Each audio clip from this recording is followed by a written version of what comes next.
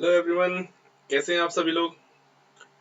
तो बच्चों, कल एनालिसिस कराई थी आपको रीजनिंग की सारी ही शिफ्ट की। आज मैं फिर से आप लोगों के लिए एनालिसिस लेके आया हूँ 13 अक्टूबर यानी कि आज आज की रीजनिंग की ऑल शिफ्ट की एनालिसिस में लेके आया हूँ। और कल की शिफ्ट से कंपैरिजन करते ही ये एनालिसिस होंगी। बच्चों, सवेरे से मैं बहुत सारे बच्चों के मैसेज और कॉल्स हमारे पास भी आए लगातार कि सर ऐसे चेंजेज आ रहे हैं एंड ऑल हो रहा है। तो बच्चों देखिए, एसएससी से अगर अब जो बच्चा फैमिलियर है तो चेंजेस को लेके सरप्राइज होने की जरूरत है नहीं, नॉर्मलाइजेशन है। अब सिनेरियो आज जब हल्का सा चेंज हुआ है तो फिर स्कोर कैसे बेटर करें। कल की वीडियो में भी मैंने आपको समझाया था कि हमें तो बेस्ट स्कोर करने की ओर ध्यान देना है।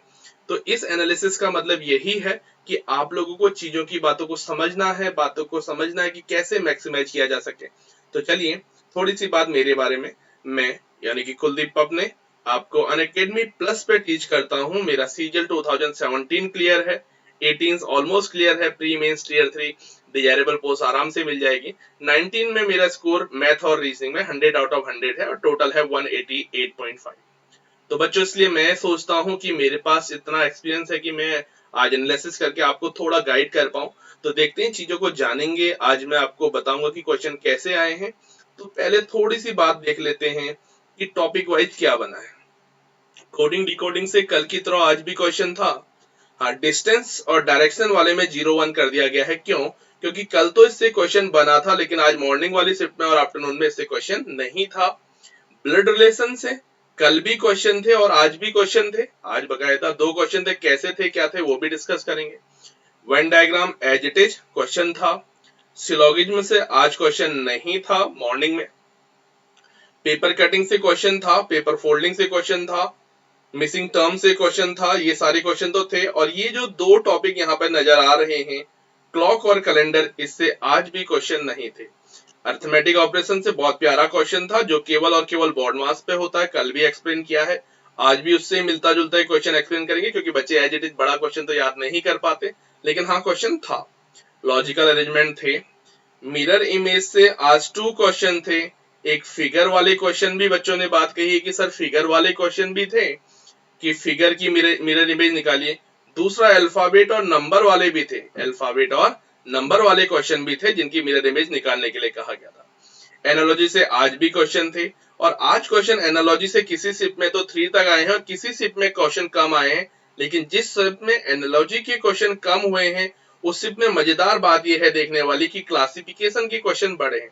यानी एनालॉजी और क्लासिफिकेशन एक जैसे ही टर्मिनोलॉजी हम लोग यहाँ पर यूज करते हैं, लगभग सेम सेम मेथड से सीखते हैं। तो इन दोनों से अभी भी वेटेज बना हुआ है। ठीक है, सीरीज से क्वेश्चन थे।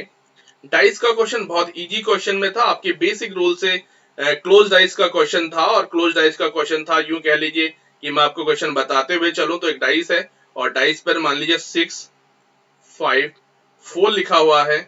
और दूसरी ही चीज, एक डाइस और था जिस पर आपका लिखा हुआ था 5, 3, 2। यानी अगर आप एक डायरेक्शन से दोनों में 5 कॉमन है, बच्चों गौर से देखिए, एक साइड से दोनों में 5 कॉमन है, तो आप पहला ही बेसिक रूल लगाते हैं कि 5, 6, 4 और यहां पर देखेंगे 5, 3, 2। तो बहुत बेसिक, अगर आपने क्लॉकवाइज भी घुमा दिया है तो आप लोग देख सकते थे कि अब देखिए 6 के अपोजिट 3 आ चुका है, 4 के अपोजिट 2 आ चुका है और 5 के लिए एक ही नंबर रह जाता है, वो है आपका 1। तो बच्चों, जो भी अपोजिट पूछा था उसको बहुत अच्छे से बच्चा कर पाया, उसने यही बताया कि हाँ सर बहुत अच्छा था। काउंटिंग फिगर, अभी बाकी क्वेश्चन भी देखते हैं। काउंटिंग फिगर से क्वेश्चन आज स्क्वायर का पूछा गया था आफ्टरनून शिफ्ट में। ठीक है, स्क्वायर और काउंटिंग फिगर से लगातार क्वेश्चन आ रहे हैं। कल वाले में लेंदी था, लेकिन आज वाले में क्वेश्चन उतना लेंदी नहीं था। तो आपको परेशान होने की जरूरत नहीं है, क्वेश्चन बहुत खूब आ रहे हैं। तो अब बात आ रही है, जब आज बातें ऐसी आई हैं सामने कि ये कैलकुलेटिव हुआ और क्वांट का बोला गया, मॉर्निंग वाली शिफ्ट में कैलकुलेशन बड़ी थी। तो बच्चों, यहाँ पर स्कोरिंग अब भी आपके लिए रीजनिंग रहता है। कैसे, वो चीज देखते हैं, थोड़ी सी नजर डालते हैं कि कैसे स्कोरिंग रहता है। कोडिंग डिकोडिंग से जो आज का क्वेश्चन था, वो कुछ कोडिंग था जिसको हम चाइनीज कोडिंग भी कई बार बोल देते हैं। कैसे? God is great, God is great को मेंशन किया गया है का, की, मो। ठीक है, गॉड इज ग्रेट। और उसके लिए कहा है, फिर क्या कहते हैं, ये आपको टर्म दिया गया है, फिर आपसे कहेगा कि क्या कहेगा, मैन, ठीक है, मैन इज नॉट गॉड। मैं केवल इतना ही बताता हूं दो से, तो यहां पर बोलेगा के ई की, एम एन, ठीक है, एम एन की, एम एन की और ई एफ। तो आपको बस इसी तरीके से आपको 3 या 4 लाइनें देने के बाद आपसे एक लाइन का मतलब पूछ लिया जाता है कि उसका मीनिंग क्या बनेगा। तो बच्चों ज्यादा परेशान होने वाली जरूरत बनती नहीं है, जैसे कि हम लोग यहाँ पे भी देखेंगे ना, तो गॉड इज ग्रेट, तो यहाँ पे देखो गॉड और ग्रेट दोनों में कॉमन है, यही दो कॉमन है, तो दोनों में दो टर्म भी कॉमन होने चाहिए। तो आप कहेंगे सर कि यहां पर कॉमन है और इसको का कर देते हैं और ये यहां पे कॉमन, तो ये तो दो टर्म कॉमन है, यानी ये दो टर्म रिप्रेजेंट कर रहे होंगे इसको, गॉड और इज को, गॉड और इज को। फिर एक लाइन आपको और दी जाएगी जहां से फिर से एलिमिनेट हो जाएगा, तो वहां से आपको सिंगल सिंगल मीनिंग मिल जाती है कि कौन से टर्म को कैसे रिप्रेजेंट किया गया है, और उसी के बेसिस पर आपको एक नेक्स्ट स्टेटमेंट बनाना होता है। होप ये क्लियर होगा। ये तो आज की बात है। अब कल की बात करें, क्योंकि कल का भी डिटेल एनालिसिस बताते थे, मैंने कहा था कि कुछ क्वेश्चन आपके लिए छोड़े थे।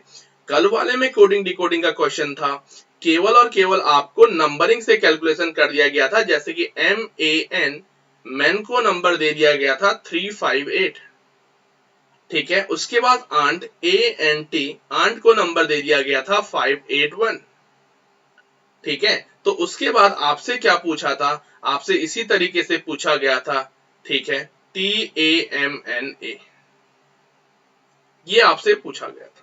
तो आप लोग बहुत ही आसानी से देख के बता पा रहे थे कि सर A को 5 दिया गया है, N को 8 दिया गया है, M को 3 दिया गया है, और यहाँ पर A को आप देखेंगे A को 5 है, N को 8 है और T को 1 है। तो इसी तरीके से आप यहाँ पर 1, 5, 3, N को दिया गया है 8 और A को दिया गया है आपका 5। तो ये आप बता सकते थे कि इसको TAMNA को ये लिखा जा सकता है। तो ये बात हुई कोडिंग डिकोडिंग की, सारे बच्चों को क्लियर हुआ। तो चलते हैं आगे बढ़ते हैं। कल, यानी कल वाली शिफ्ट में और आज वाली शिफ्ट में सिलॉक के क्वेश्चन कल वाली शिफ्ट में तो थे, आज वाली शिफ्ट में नहीं थे, ठीक है। वाटर इमेज और मिरर इमेज की बात आती है, यहां से क्वेश्चन हमेशा बन रहा है, यहां से क्वेश्चन हमेशा बन रहा है। तो थोड़ा सा यहां पर क्वेश्चनों को ध्यान में देने के लिए मैं आपको बता देता हूं कि इमेज के क्वेश्चन जब बन रहे हैं तो वो फिगर के भी बन रहे बेटा, और फिगर के साथ साथ वो क्वेश्चन आपके किसके बन रहे हैं, अल्फाबेटिकल या आपके न्यूमेरिकल, ये दोनों से क्वेश्चन बने हैं। तो आप इसको एक बार ओवरव्यू कर लीजिए, क्योंकि ये टॉपिक 110% है, लगभग लगभग हर शिफ्ट में क्वेश्चन बनने ही बनने हैं, ठीक है। फिर हम बात करते हैं वेन डायग्राम से। वेन डायग्राम से आज वोमेन रिलेटेड एक क्वेश्चन आया था, वोमेन टर्मिनोलॉजी थे, बच्चे को पूरा याद था नहीं। और कल वाले में जो टर्म आए थे, कल वाले टर्म में भी ऐसा ही था आपका, रेप्टाइल, लिजर्ड, और आपसे बोला था मंकी, इसी तरीके से टर्म था, ठीक है, इसी तरीके से टर्म था। तो आप लोग बहुत अच्छे से बता सकते हैं सर लिजर्ड क्या आती है, रेप्टाइल फैमिली से बिलोंग करती है, जबकि मंकी क्या हो जाएगा, अलग हो जाएगा, मंकी क्या हो जाएगा, अलग हो जाएगा। जो यहाँ पे यूज किया गया था सेम आज वही फैमिली क्लासिफिकेशन, ये फैमिली को डिनोट कर रहे हैं ना कि रेप्टाइल फैमिली से लिजर्ड बिलोंग करती है, वही चीज आज भी था। आज आपको ये क्वेश्चन एनालॉजी में दिया हुआ था और एनालॉजी में बताया हुआ था कि किस तरीके से आपको रिलेट करना था, जैसे कि ये था काउ, मैमल, ठीक है, काउ मैमल, और आपसे पूछा था स्नेक, आपसे पूछा था स्नेक। तो स्नेक कौन सी फैमिली से, सरीसृप प्रजाति, सरीसृप कहते हैं, यानी रेप्टाइल फैमिली से क्या करता है, बिलोंग करता है। आई बात समझ में। तो इस तरीके से बच्चों लगातार क्वेश्चन बनते जा रहे हैं, और यहाँ पे जो ये 3 पोर्शन है, बाकी चीजों को देखते हैं, ये 3 पोर्शन है, इनसे क्वेश्चन मैक्सिमम रहेंगे, कल भी मैंने बताया है। एम्बेडेड फिगर से ऑलवेज एक क्वेश्चन रहेगा ही रहेगा, ठीक है। लॉजिकल अरेंजमेंट को कल डिस्कस किया है आप लोगों के साथ, बहुत प्यार से लॉजिकल अरेंजमेंट के क्वेश्चन पहले डिक्शनरी पे बनते थे, आजकल लॉजिकल अरेंजमेंट यानी आपको कोई भी 4-5 टर्म्स को देके उसको आपको रिलेट करने के लिए बोल दिया जाता है, जैसे कि कह सकते हैं food chain. For example food chain, food chain आपको दे दी जाएगी और फूड चेन देके आपसे कह दिया जाएगा इसको रिलेट कर दिए, जैसे कि ग्रास, उसके बाद कीट, उसके बाद फ्रॉग, उसके बाद आपको दे दिया जाएगा स्नेक और आपको दे दिया जाएगा ईगल, इस तरीके से। तो आप लोग कहेंगे कि ग्रास को ईट करेगा कोई भी कीट पतंगे जो होती हैं, इंसेक्ट जो होते हैं, कीट को फ्रॉग खाएगा और फ्रॉग को कौन, फ्रॉग को स्नेक खा जाएगा, स्नेक को ईगल। तो ये सीक्वेंस बनानी होती है। लॉजिकल अरेंजमेंट का मतलब एक सीक्वेंस होती है जो वेरीफाई करे किसी ना किसी लैंग्वेज को, तो वो आपको बनानी होती है। ठीक है बच्चों, यहां तक आप लोगों को समझ में आया? ठीक है, तो थोड़ा सा आगे बढ़ के देखते हैं। डाइस का क्वेश्चन मैंने स्टार्टिंग में भी आप लोगों से शेयर किया और फिर से शेयर करता हूं कि डाइस का क्वेश्चन क्लोज डाइस से था, और क्लोज डाइस से था तो इसका मतलब ये नहीं था कि बहुत ज्यादा कोई टर्म था, बहुत ही बेसिक क्वेश्चन था। बच्चों आप लोगों को क्या करने की जरूरत है, जो मुझे महसूस हो रही है ना, तो मुझे महसूस होती है आज के टाइम पर आपको जो जरूरत है ना, वो कॉन्सेप्ट को स्ट्रॉन्ग करने की है। मैं ठीक 7 बजे क्वांट का एनालिसिस भी लेके आ रहा हूं, तो उसमें मैं आपको एक चीज बताऊंगा कि चीजें टफ हो रही हैं और जब बच्चे बोल देते हैं यार देखो मेहनत जो करके जा रहा है, लेट्स क्रैक इट, हमारी थीम है लेट्स क्रैक इट, तो जो मेहनत करके जा रहा है बच्चा, तो उसके लिए क्या टफ होना है और क्या आसान होना है। हाँ थोड़ा टफ हो रहा है तो नॉर्मलाइजेशन है ना, तो आप परेशान तो देखिए इसमें एक चीज होती है कि कॉमन को उठाइए और क्लॉक या एंटी क्लॉक घुमा दीजिए। 3 5 6 3 1 4। देखिए कोई भी क्लैश नहीं कर रहा है तो यहीं से सॉल्व हो जाता है, और अब तक यही बात आई है। तो आप कह देंगे सर यहाँ पे 2 ही बच रहा है, तो अपोजिट पूछा जाता है कि 5 के अपोजिट क्या था, 6 के अपोजिट क्या था, तो 5 के अपोजिट 1 और 6 के अपोजिट 4 जैसी चीजें आप कह सकते हैं। ठीक है, तो यहां तक चीजें समझ में आ रही हैं? ठीक है, यहां तक चीजें समझ में आ रही हैं, तो मैं आपको अगला क्वेश्चन बताता हूं। अगला क्वेश्चन आपका जो मैथमेटिकल ऑपरेशन से बनता है, थोड़ा उसको भी देख लेते हैं। अर्थमेटिक ऑपरेशन से बेटा, अर्थमेटिक ऑपरेशन से बनने वाले क्वेश्चन आपसे क्या कहते हैं वो देख लीजिए। आपको एक कोई भी लैंग्वेज दे दी जाती है, 12 divide by 8 plus 4 into 2 minus 6। तो आपसे बोल दिया जाता है divide represent, multiply this time, plus represent divide, ठीक है, माइनस रिप्रेजेंट प्लस, एंड आपसे बोल दिया जाएगा इनटू रिप्रेजेंट माइनस। इस तरीके से रिप्रेजेंट करते हैं, आपसे कहेगा सॉल्व। तो आपको कुछ भी नहीं करना होता बच्चों, प्यार से, यहाँ पर जल्दबाजी ना करें, प्यार से आपको साइन चेंज करने होते हैं। 12 इंटू 8 प्लस की जगह पर आएगा डिवाइड बाई 4, इंटू की जगह पर आएगा -2 और माइनस की जगह पर आएगा प्लस। तो बहुत प्यार से देखो, बॉटम में लगाओगे तो ये आ जाएगा आपके पास 2, और 2 को मल्टीप्लाई करेंगे तो आपका आ जाएगा 24, 24 माइनस 2 प्लस 6, आपको आंसर मिल जाएगा।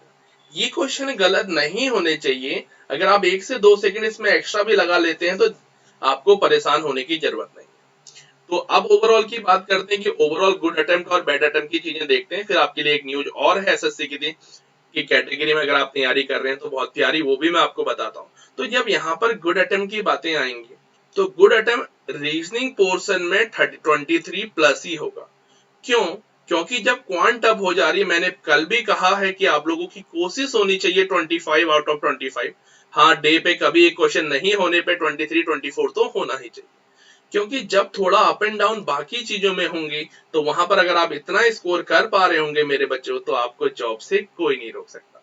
आई बात समझ में? तो चलिए, wish you best of luck जो बच्चों के अपकमिंग एग्जाम आ रहे हैं, और जो बच्चे अब भी वेट कर रहे हैं तो नीचे एक रेफरल कोड दिखाई दे रहा होगा, हिमफुल क्लासेज 18।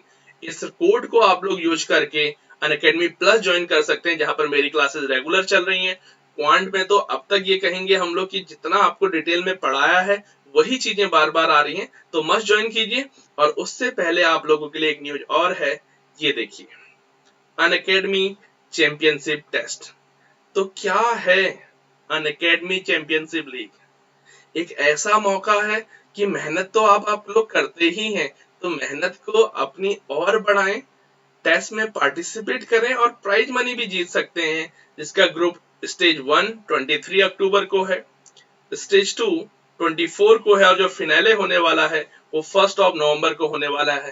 तो ये चीजें क्या हैं, ये देखिए। स्टेज 1 ऑब्जेक्टिव होगा, 50 क्वेश्चन होंगे, 30 मिनट का होगा, और क्या रहेगा आपका, रीजनिंग और जीए का रहेगा। ठीक है, नेगेटिव मार्किंग रहेगी बच्चों। ग्रुप स्टेज 2 क्या होगा, ऑब्जेक्टिव होगा, 2 सब्जेक्ट रह गए ना यहाँ पे, ग्रुप में ब्रेक किया है, क्वांट और इंग्लिश।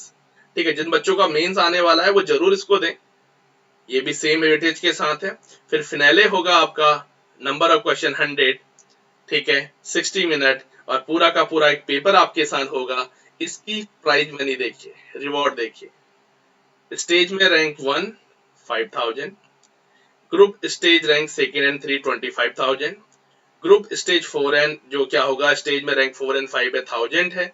फिनाले का देखिए, वही चीज फिनाले में भी टॉप 5 के लिए क्या है, अवार्ड्स रखेंगे।